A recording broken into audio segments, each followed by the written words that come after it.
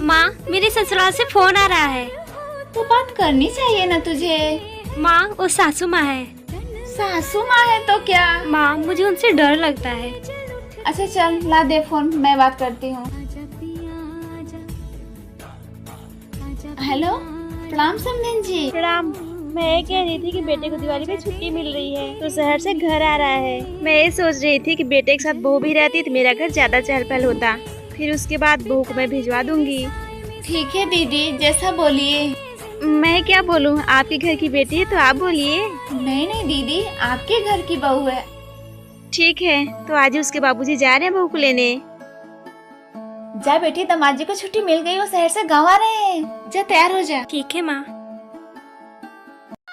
भाभी सुनो, बाथरूम में मेरा कपड़ा पड़ा हुआ है, प्लीज आप धो दीजिए। पर ननद जी, मैंने तुम्हारे सारे कपड़े कल ही तो धोए थे, अब कौन सा कपड़ा बाकी है? भाभी आपकी भी ना यही प्रॉब्लम है कि जबान ज्यादा और काम कम करती हो। अच्छा ठीक है, गुस्सा मत हो, मैं धो दूंगी।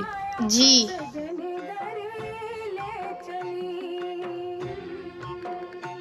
कान खोल के सुन ले बहुरिया, छोटी बहू की किचन में मदद कराने की कोई जरूरत नहीं है। माँ जी वो अभी नई नहीं है और उसका किचन हमारे किचन से बहुत अलग होगा, उसे पता ही नहीं चलेगा कि क्या सामान कहाँ रखा है। अगर मैं थोड़ा बता दूंगी तो उसे हेल्प हो जाएगी ना। अरे आज नहीं तो कल उसको ही खाना पीना बनाना है ना, तो उसको भी पता चलने दे कि क्या कहाँ रखा है। ज्यादा ज्ञान देने की जरूरत नहीं है उसको। माँ जी आपकी बात सही है और मुझे ऐसा लगता है कि छोटी बहू को सब बनाने आता है, पर मैं बस उसे सामान बता दूंगी कि क्या कहाँ रखा है तो परेशान नहीं होगी। और गर्मी भी कितनी है। देख बहुरिया, मुझसे बड़ी बनने की कोशिश मत कर, जो कह दिया सो कह दिया। जी माँ जी।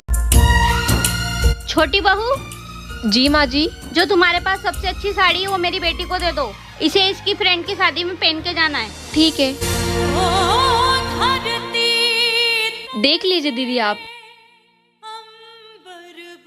छी, गरीबों वाली साड़ियाँ।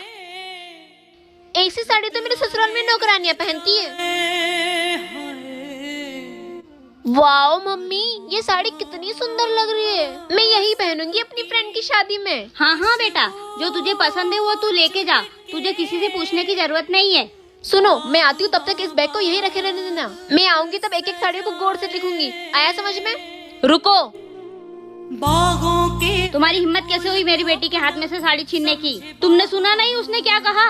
अरे माँ जी, जिस घर की नौकरानी ऐसी साड़ियाँ पहनती हो, उस घर की बहू की इज्जत कम नहीं हो जाएगी अगर उसने ये साड़ी पहनी तो? और माँ जी, आपने अपनी बेटी की शादी के समय उसे कोई कीमती साड़ी नहीं दी जो... अरे ओ नहीं बहुरिया, थोड़ा चीनी मिलेगी क्या? हाँ जी चाची जी, आइए बैठिए, मैं लेके आती हूँ। अब बहू, तुम्हारी सास नहीं है कहाँ घर पर? नहीं चाची जी, माँ जी बाहर गई हैं। अच्छा, वैसे बहुरिया एक बात बताएं, किसी से कहना मत, तेरी सास तेरी बहुत बुराई करती है। हाँ। अच्छा, क्या कहती हैं? देख बहुरिया, तू तो पूरे दिन काम धाम करती है, ऊपर से सबका कितना ख्याल रखती है, इसके बावजूद भी तेरी सास पूरे मोहल्ले की औरतों से तेरी बुराई करती फिरती है। कहती है मेरी बहू ऐसी है वैसी है, मेरी बहू कामचोर है, एक भी काम नहीं करती है। ऐसी बहू पा करके मेरी तो किस्मत फूट गई है। बताओ बहू। अच्छा माँ जी, ये सब कहती हैं? आने दीजिए, आज मैं बताती हूँ इनको। बहू आ गई माँ जी। आप सबसे पहले ये बताइए, आप मोहल्ले वाली औरतों से मेरी बुराई करती हैं? किसने कहा ये सब? चाची जी बोली हैं।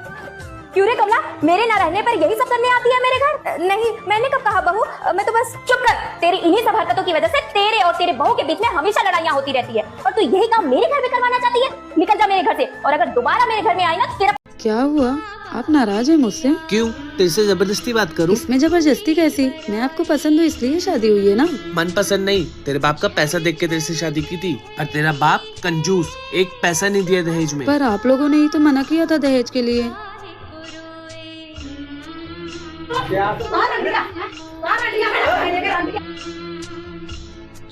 ननद जी, ये बाहर झगड़ा किस लिए हो रहा है? तुम्हारी वजह से। मेरी वजह से?